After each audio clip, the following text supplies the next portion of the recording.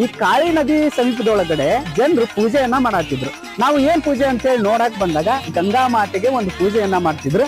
ಅದ್ರ ಜೊತೆಗೆ ಹೋದ ವರ್ಷ ತಗೊಂಡು ಹೋದಂತ ಬೆನಕದ ಕಲ್ಲು ಮತ್ತೆ ಬೆತ್ತವನ್ನ ಪೂಜೆ ಮಾಡಿ ಮರಳಿಸಿ ಅವನ್ನ ನದಿಗೆ ವಿಸರ್ಜನೆಯನ್ನ ಮಾಡಾಕತ್ತಿದ್ರು.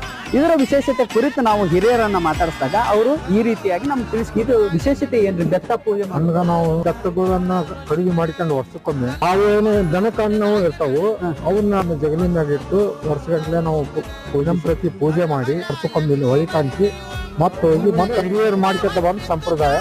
ಅದನ್ನ ನಾವು